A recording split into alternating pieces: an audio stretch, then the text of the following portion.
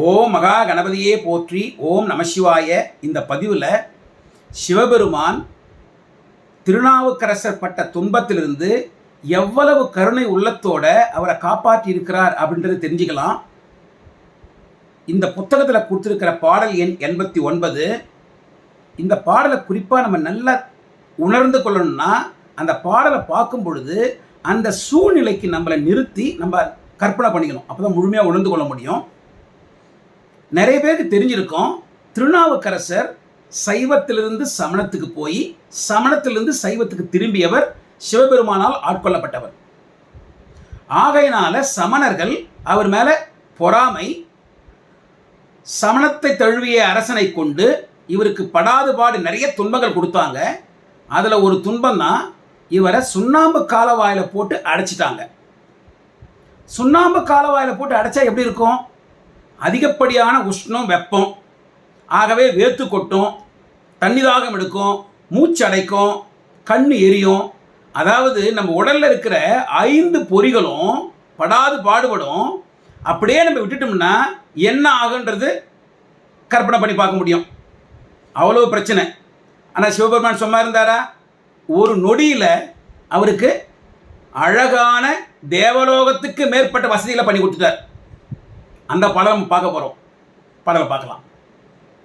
மாசில் வீணையும் மலை மதியமும் வீசு தென்றலும் வீங்கிலவேனிலும் மூசு வண்டரை பொய்கையை போன்றதே ஈசன் எந்தை இணையடி நீழலே.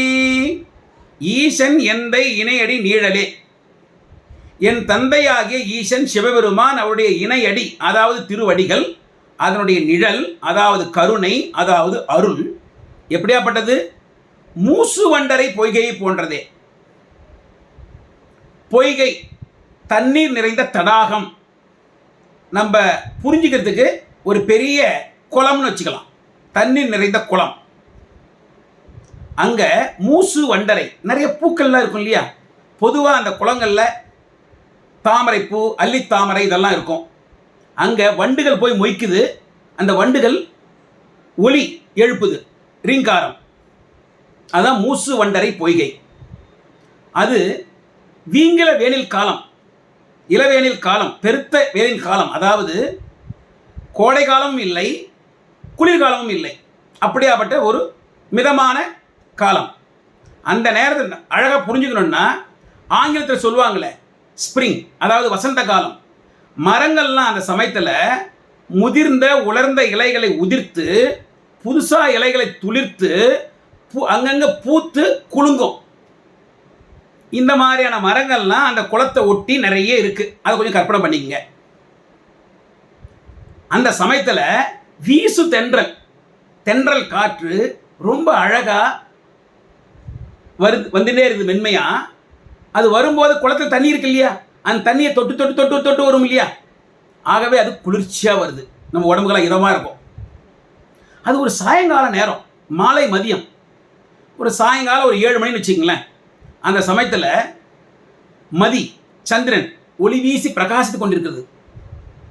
சந்திர ஒளினாலே எப்படி இருக்கும்? தன்னொளி, குளிர்ச்சியான ஒளி. கண்ணுக்கும் குளிர்ச்சியாக இருக்கும், உடம்புக்கும் குளிர்ச்சியாக இருக்கும். அந்த நேரத்தில் வீணை, மாசில் வீணை, மாசில்லாத வீணை, அதாவது குற்றம் இல்லாத வீணை. அதாவது ஒரு இலக்கணம், ஒரு இசையை மீட்டும் பொழுது அதுக்குன்னு ஒரு வரையறை இருக்குது, இலக்கணம் இருக்குது இல்லையா? அந்த இலக்கணத்திலிருந்து, அந்த வரையறையிலிருந்து சிறிதும் வழுவாமல், குற்றம் இல்லாமல் மென்மையான அழகான இசை வருது. இப்போ வீணையிலிருந்து வருகின்ற இந்த அழகான இசை அந்த வண்டுகள் ஒலிக்குதில்ல, ரீங்காரம், அதுவும் கலந்து இந்த 5 புலன்களான ஒன்றான காதை நமக்கு அப்படியே தொடுது, துளைக்குது.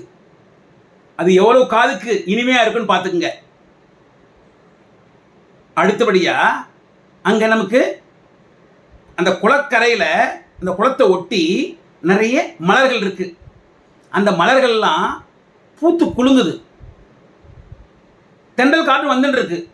அந்த மலரில் இருக்கிற நறுமணம் அந்த தென்றல் காற்றோட கலந்து அப்படியே வீசிட்டு வரும்பொழுது நம்ம ஐம்புலனில் இன்னொரு புலன் மூக்கு அதை போய் தொலைக்குது.